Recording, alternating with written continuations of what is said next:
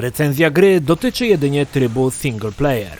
Długo oczekiwany Doom Eternal wjechał z buta w nasze konsole i komputery z potężnym impetem. Przyznam, że początkowo po pierwszych zapowiedziach nie byłem przekonany. Doom z 2016 roku był grą typu chodzi ludziki strzela. Brakowało mi jakiejś głębi, historii, która by jakoś uzasadniła mi pokonywanie kolejnych hord demonów. Jednak moja opinia nie była zbytnio popularna, bo większości graczy Doom wszedł jak ostrze w gardło demona. Po pierwszym pokazie przedpremierowym zauważyłem, że Eternal doczekał się kilku zmian. Dorzucono sporo nowości, które dla ortodoksów mogą nie być do przełknięcia, ale przede wszystkim pojawiła się lepiej zarysowana historia z jakimś pomysłem. Dopiero odpalając w domowym zaciszu Doom Eternal, wrzaski mordowanych demonów i odgłos wypalanej komuś z dwururki prosto w japę dał mi spełnienie. Od razu powiem, Doom Eternal jest dobry. Ba, jest bardzo dobry, ale po kolei. Akcja dzieje się 2 lata po ostatnim Doomie. Ziemia została podbita przez demony, które wybiły niemal 60% populacji. Doomslayer powraca na Ziemię, w zasadzie na satelitę krążącą wokół Ziemi z zamiarem ogarnięcia tematu i nakopania do dupska pomiotom piekielnym. Aby tego dokonać, trzeba skapiszonować najpierw 3 kapłanów pracujących dla jakiejś labadziary Canmaker. W epickiej podróży będzie nam towarzyszyła sztuczna inteligencja Vega, którą znamy z poprzedniej odsłony. Do gry wprowadza nas świetne intro, w którym testosteron i zajebistość bohatera niemal wylewa się z ekranu i wprowadza nas w morderczą żądzę krwi.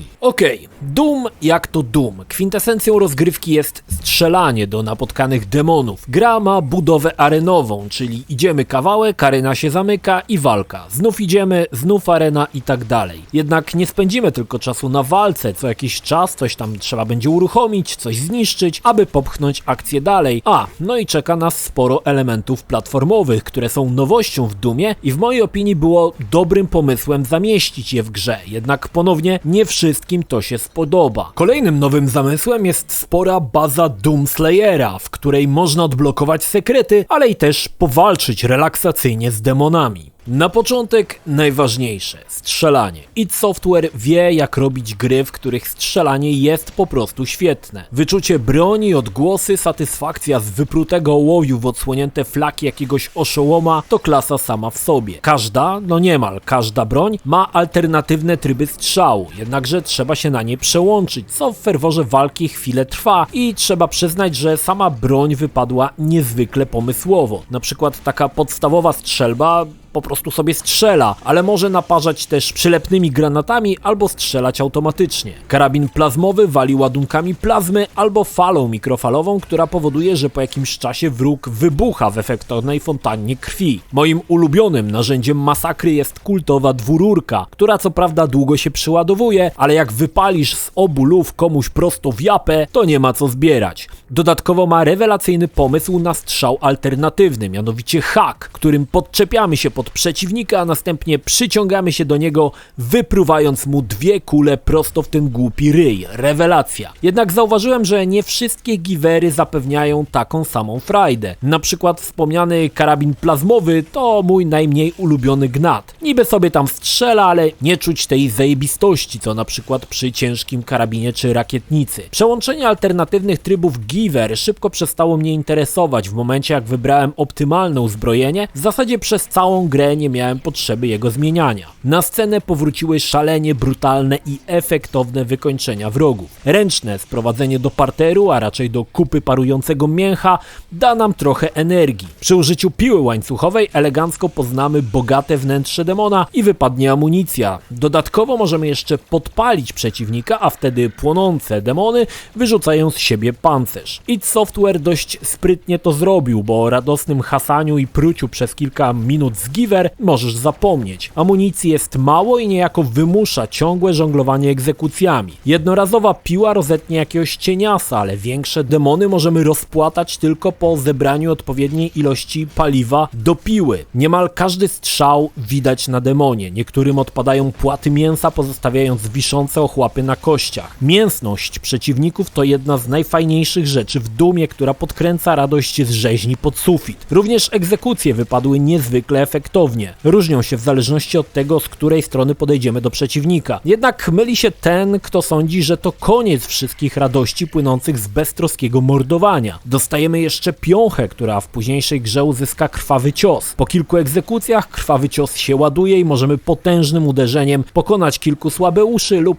u niektórych na przykład zrzucić zbroję. Czy to koniec? Oczywiście, że nie. Każdą broń, każdy odblokowany alternatywny strzał możemy dodatkowo ulepszyć specjalnymi żetonami broni. A to szybsze strzelanie, większy zasięg. Czy to koniec? Oczywiście, że nie. Ostatni poziom broni to poziom mistrzostwa i największa zajebistość. Po spełnieniu odpowiednich kryteriów odblokuje się ostatni slot. Na przykład dwururka dostaje płonący łańcuch, który podpala przeciwnika, a strzał prosto w japę powoduje, że wypada pancerz. To jeszcze nie wszystko. Jest jeszcze granat, który odnawia się chwilę po wykorzystaniu lub lodowa bomba zamrażająca przeciwników. Ciekawostka, że najmocniejszą bronią nie jest BFG, który też się oczywiście pojawił, ale coś zupełnie innego. Ale o tym przekonacie się sami. Ilość dobra i pomysłów wtłoczone w Eternala, jeśli chodzi o strzelanie, zachwyca. Dodatkowo możemy jeszcze podkręcić radochę z mordowania przy wykorzystaniu run, o czym za chwilę. Oczywiście nie zabrakło dobrze zaprojektowanych demonów z kolejnymi ciekawymi featureami. Część upierdusów można załatwić sposobem, na przykład latające, wkurzające kakodemony, czyli czerwone łby, można banalnie łatwo pokonać strzelając im w japę granatem, który zaczną przeżuwać, co momentalnie ustawia ich w kolejce do efektownego wyrwania oka z oczodołu. Denerwujące impy i komandosi to mięso armatnie, na które nie zwraca się uwagi, ale w ilościach hurtowych mogą napsuć krwi. Wiele z demonów można pozbawić oręża, uprzednio odstrzeliwując je celnymi strzałami. Szkieletorów można pozbawić naramiennych wyrzutni, a na przykład pająka działka. Pod koniec gry, gdy przeciwników jest co niemiara, robi się gorąco. Gra wrzuca nam coraz bardziej potężnych typów, którzy robią nam z dupy jesień średniowiecza w ekspresowym tempie. Błyskawiczne określanie, kto powinien otrzymać jaką dawkę ołowiu, staje się kluczowe. Najbardziej wkurzające są demony z tarczami, szalenie mocarne skurczybyki, których nie można atakować wprost, ale i na nich znajdzie się sposób. Pokonani przeciwnicy zostawiają po sobie sterczące kręgosłupy ze zwisającymi kawałami krwawego mięcha. Niestety szybko znikają, a szkoda. Fajnie by było zobaczyć krajobraz po bitwie, gdyby wszystko zostało ku naszej sadystycznej uciesze, a tak, gdy opadnie kurz, w zasadzie nie widać, że przed chwilą odbyła się tutaj krwawa jatka godna obrazu Matejki.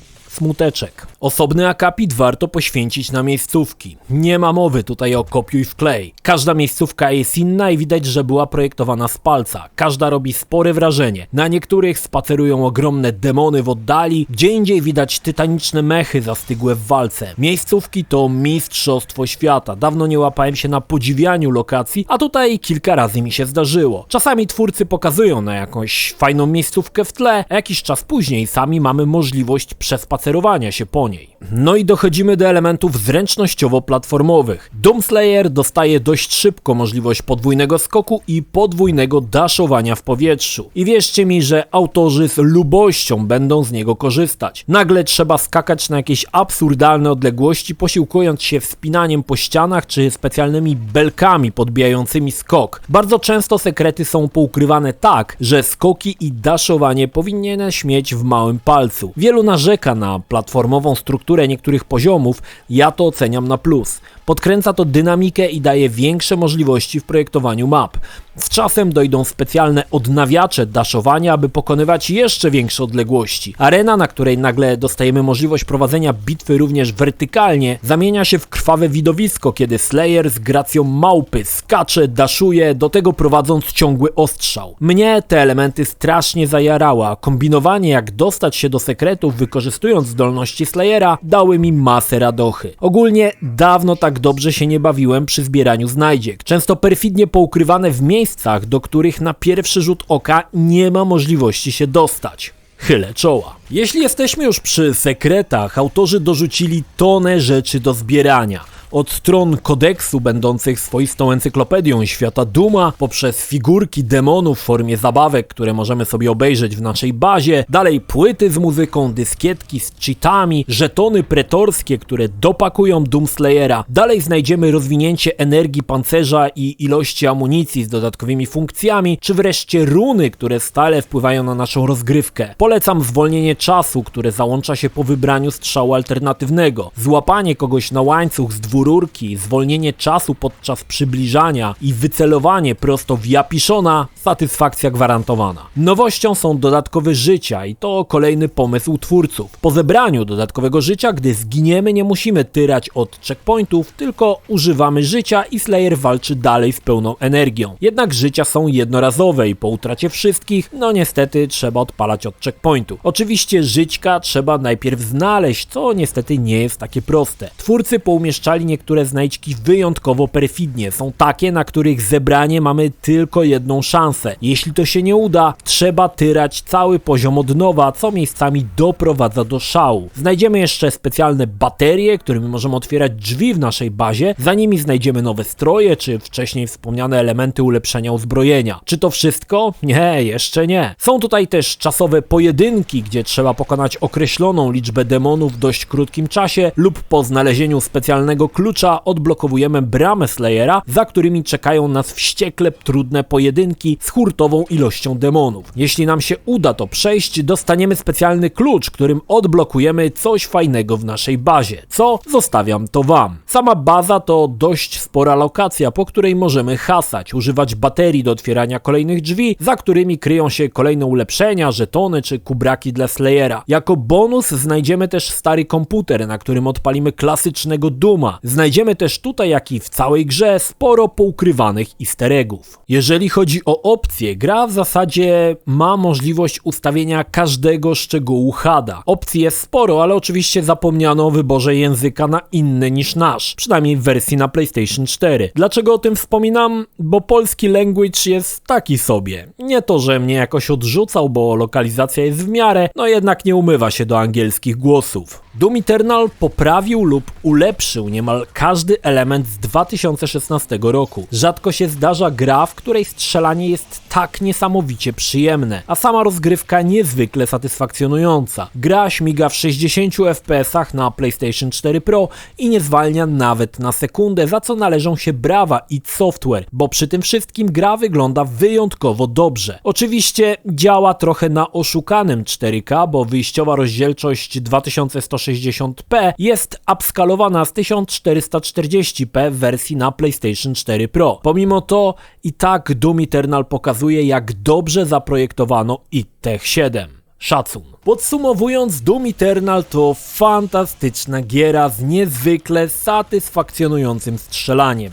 Jest jakaś historia, tony rzeczy do ulepszenia, sporo nowości, które może czasami trochę przeczą ideom Dooma z lat ubiegłych, ale w mojej opinii tylko wzbogacają markę o nowe elementy, które idealnie się tutaj wpasowały. Bawiłem się naprawdę przednio. Widać, że twórcy stanęli na głowie, aby urozmaicić grę na maksa, zachowując jednak styl Dooma. Na koniec jeszcze muszę przyznać, że końcówka trochę obsysa i spodziewałem się czegoś lepszego, a nie końcówki rodem z gier od Blast. Samo przejście gry zajęło mi około 15 godzin, co jest całkiem niezłym wynikiem. Jeśli grałeś w wersję z 2016 roku i ci się podobała, to Eternalem będziesz zachwycony. Doom bardzo się zmienił od czasów, chodzisz oczami i strzelasz, a kierunek obrany przez id Software mnie podpasował wyjątkowo. Czy będzie to gra roku? Nie sądzę, to wciąż gra typu chodzi ludzik i strzela, ale strzela się zajebiście, a ludzik to napakowany testosteronem motherfucker, z którym przebicie piątala skończy się otwartymi złamaniami w 5 miejscach. I tak właśnie ma być.